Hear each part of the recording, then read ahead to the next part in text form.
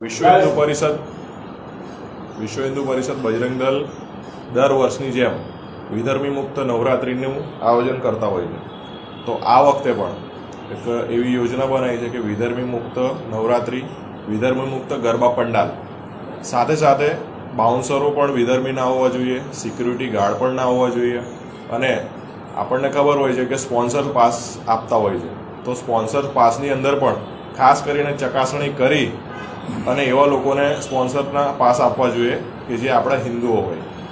આપણને ખબર છે કે ઘણા બધા લવ જિહાદના કિસ્સાઓ બનતા હોય છે, તો એ પણ તકેદારી ધ્યાનમાં રાખીશું. અને આગામી સમયમાં હવે 1-2 દિવસનો સમય છે, 22 તારીખે આપણી નવરાત્રિની શરૂઆત થવાની છે. તો એ સમયની અંદર બજરંગ દળ એક આખી ટીમ ઊભી કરી છે, જેથી આખા માઇક્રો પ્લાનિંગથી કામ કરશે. અને જ્યાં જ્યાં પણ આયોજકો છે એમ પહેલાં તો વિનંતી કરીએ છીએ કે વિધર્મી મુક્ત ગરબા પંડાલ હોવા જોઈએ, અને સાથે સાથે વિધર્મીઓનો પ્રવેશ હોવો જ ના જોઈએ. ગેર હિન્દુ કોઈ પણ વડોદરા મહાનગરનો કોઈ પણ ખૂણો હોય ને કોઈ પણ જગ્યાએ ગરબા, નાનાથી મોટા બધા જ ગરબાની અંદર એનો સમાવેશ થાય છે. તો કોઈ પણ ગરબાની અંદર વિધર્મીની એન્ટ્રી ના હોવી જોઈએ. સાથે સાથે કોઈ પણ સ્ટોલ પણ એવા લોકોને ના આપવા કે જે વિધર્મી હોય. આપણો તહેવાર છે, માતાજીની આરાધનાનો તહેવાર છે, નવનોરતા એટલે આપણી આરાધનાનો તહેવાર છે. તો આપણી સનાતનીઓ જેટલા હિન્દુઓ છે એ લોકો જ તે આ તહેવારની અંદર આવવા જોઈએ. બજરંગ દળનું સૂત્ર છે સેવા, સુરક્ષા અને સંસ્કાર. સુરક્ષાના માધ્યમથી બજરંગ દળ વડોદરા મહાનગર દર વર્ષની જેમ આ વર્ષે પણ વડોદરા મહાનગરના 15 પ્રખંડ આવેલા છે. 15 પ્રખંડમાં જેટલા પણ ગરબા પંડાલો છે, ગરબાના આયોજકો છે, શહેરી ગરબાથી લઈને મોટા જેટલા ગરબા છે એમાં ચેકિંગ કરશે. અને જો કોઈ પણ વિધર્મી યુવક ગરબા રમતા પકડાયો તો બજરંગ દળ એની ભાષામાં જવાબ આપશે. એની તકેદારી વિધર્મીઓએ પોતે લેવી.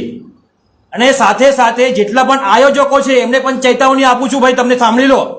જો આયોજકો પણ નહીં સાંભળે તો બજરંગ દળ તમને પણ છોડવામાં નહીં આવે. બજરંગ દળ તમને પણ નહીં છોડે. અને મારા બહેન દીકરીઓને વિનંતી કરું છું કે તમે પણ જરા સાવચેતી રાખીને, તમે ભૂતકાળમાં જોયેલું જ છે કે ભાઈ આપણી કેટલી દીકરીઓ સુટકેસમાં ભરાઈને કાપીને આવે છે, ફ્રીજમાં ભરાઈને આવે છે. તો તમને એવી ઈચ્છા છે કે ભાઈ તમે પણ આવી જ રીતે ફ્રીજમાં, સુટકેસમાં આવો. અને હું મારા હિન્દુ સમાજને એક આહવાન કરું છું કે ભાઈ મારી દીકરી મારા ઘર આંગણે, એના સૂત્રથી આપણે આપણા બહેન દીકરીઓને આપણા ઘર આંગણે જ ગરબા રમાડીએ. આપણા વડીલો જેવી રીતે આપણા પહેલાં પણ આપણે ઘર આંગણે જ ગરબા રમતા હતા, એવી જ રીતે આપણે એવી રીતે ગરબા રમીએ તો સારું છે. પાર્લામેન્ટમાં એક વિષય ચાલતો હતો ત્યારે એક વાત નીકળી કે અત્યાર સુધી હિન્દુ દીકરીઓ કેટલી ગાયબ છે. તો તમને જોઈને આશ્ચર્ય થશે કે આજ સુધી 13 લાખ જેટલી આપણી હિન્દુ દીકરીઓ ગાયબ છે. એમનો કોઈ નામ પત્તો કોઈ જ નથી. તો એ દીકરીઓ ક્યાં ગઈ? વિચાર કરો તમે જરા. કેરલા સ્ટેટ છે, કેરલા સ્ટેટમાં ક્રિશ્ચન સમાજ છે, ક્રિશ્ચન ધર્મ છે. એ ક્રિશ્ચન ધર્મના ગુરુઓએ પણ આનો વિરોધ કર્યો છે. 2015 થી 2019 સુધી લગભગ 5000 જેટલી હિન્દુ દીકરીઓની સાથે ક્રિશ્ચન દીકરીઓ પણ ગાયબ થઈ છે.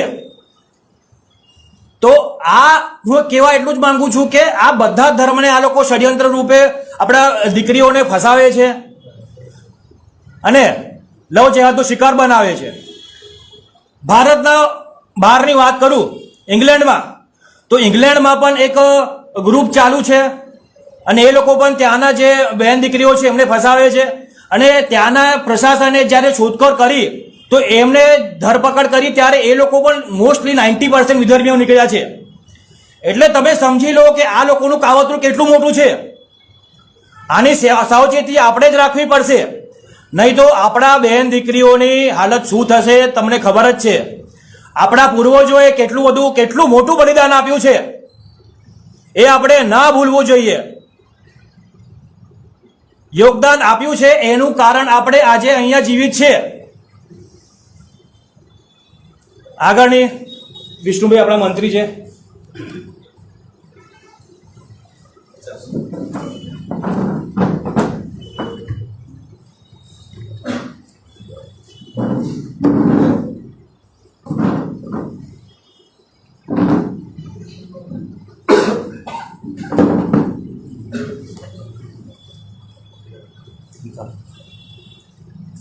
જય શ્રી રામ. ગરબો એ અમારું આધ્યાત્મનું પ્રતીક છે, સનાતની સંસ્કૃતિનું પ્રતીક છે. આ મનોરંજનનું કોઈ સાધન નથી, કોઈ ઇવેન્ટનું સાધન નથી. એટલે ગરબાના આયોજકો શાનમાં સમજી લે કે આ અમારી સનાતની સંસ્કૃતિ ઉપર તમે પ્રહાર કરી રહ્યા છો. તમે કેન કેન પ્રકારે રૂપિયા કમાવાના મોહમાં સનાતની સંસ્કૃતિને બરબાદ કરવાનું એક કાવતરું રચી રહ્યા છો. તમારે કોઈ પણ હિસાબે એક બહુ સ્પષ્ટ છે, દિવસમાં 5 વખત જે ધર્મના લોકો અલ્લાહ સિવાય કોઈને માનવું નહીં, કોઈને પૂંજવું નહીં, રમઝાનના મહિના પછી કાપો, મારો, તોડો, ફાળો, લૂંટો, જે ધર્મ તલવારના બળ પર સલવાર પહેરીને જે ધર્મ થયો હોય મધબ, એ લોકો પાસે શું અપેક્ષા રાખો છો તમે ધાર્મિક ભાવનાની? તો મૂર્તિ ભંજકો છે એવ્યા, એમના કુરાનમાં સ્પષ્ટ કહ્યું છે કે મૂર્તિ પૂજકોનો વિરોધ કરવો. તો મૂર્તિ પૂજકોનો વિરોધ કરતા હોય, મૂર્તિ ભંજકો છે લોકો, તો મૂર્તિ ભંજકો મૂર્તિઓની પૂજા જ્યાં થાય છે ત્યાં કેમ પ્રવેશ મેળવે છે? અને આ પ્રવેશ મેળવવાની પાછળનું કારણ એ જ છે કે લવ જિહાદને પ્રોત્સાહન આપવાનું. અને કદાચ કેટલાક ડાયા ડમરા કેટલાક કહેતા હોય છે કે આ તો કોમી એકતાનું એક દ્રશ્ય છે, સર્વ ધર્મ સમભાવ છે. તો એ સાજિયાને લઈને આવે, રાબિયાને લઈને આવે, મમ્મીને લઈને આવે, એમની માસીને લઈને આવે, કોઈ બુઆ બધાને લઈને આવે સાથે. એકલા જ મુસ્લિમ એક ઉંમરના જ કેમ? તમે ગરબામાં જોશો તો એક ઉંમરના યુવાનો હશે, તો એ યુવાનો સિવાય મોટા ભાગના મુસ્લિમો કોઈ ગરબે રમવા આવતા નથી. એટલે એક ટાર્ગેટ યુવતીઓ હોય છે, હિન્દુ યુવતીઓ. બીજા નંબરમાં એમની બેન દીકરીઓમાં કોઈ ક્યારેય ગરબે રમવા આવતા નથી, મુસ્લિમ કન્યાઓ ક્યારેય ગરબે રમવા આવતી નથી. તો માનો કે જો ગરબે જ રમવું હોય ને એમને રમાડવા હોય તો સાથે સાજિયાને લઈને આવે, છૂટ છે. પરંતુ એવું નથી, આ એક સાજિશ છે અને સાજિશના ભાગરૂપે જ આ ચાલી રહ્યું છે. એટલે આયોજકોને બજરંગ દળના માધ્યમથી, વિશ્વ હિન્દુ પરિષદના માધ્યમથી સ્પષ્ટ ચીમકી છે કે તમે શાનમાં સમજો તો સારું છે, નહીં તો આવનારા દિવસોમાં વિશ્વ હિન્દુ પરિષદ અને બજરંગ દળ એનું પોતાનું એક આગવું બંધારણ છે અને બંધારણને અનુરૂપ એ ચાલશે. એના માટે જે કંઈ જવાબદાર હશો એ તમે બનશો.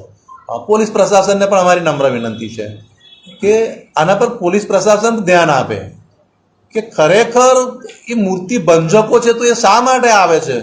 તો પોલીસ પણ મુસ્લિમોને પ્રવેશ ન મળે એના માટે આયોજકો સાથે ચર્ચા કરે. આ શહેરની શાંતિ જાળવવાની જવાબદારી જેટલી પોલીસની છે એટલી આપણી જ પણ છે. તો ચર્ચાના માધ્યમથી કેટલા સમાધાન થતા હોય એ કરવા જોઈએ. અને બને ત્યાં સુધી કોઈ પણ ગરબામાં ક્યાંય પણ કોઈ પણ રીતનો મુસ્લિમોનો પ્રવેશ ગરબામાં હોવો જોઈએ નહીં. ગરબો એ એક અમારી સાંસ્કૃતિક પરંપરા છે. ગરબો એ નાચ ગાનનું એક મોજનું સાધન નથી. ગરબો વચ્ચે મૂકવામાં આવતો એની પ્રદક્ષિણા કરવામાં આવતી હોય છે અને એ અનુષ્ઠાન થતું હોય 9 દિવસ. તો અનુષ્ઠાનમાં મૂર્તિ ભંજકોનું શું કામ છે? તો અમારી સ્પષ્ટ માગણી છે કે મૂર્તિ ભંજકોને આયોજકો દૂર રાખે.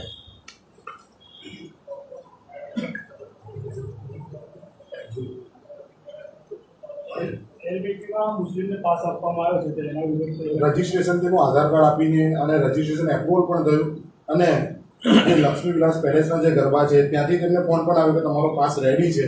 શું કહેશો? છેલ્લા 2 વર્ષથી પ્રજાવત્સલ સયાજીરાવ ગાયકવાડના વારસદારો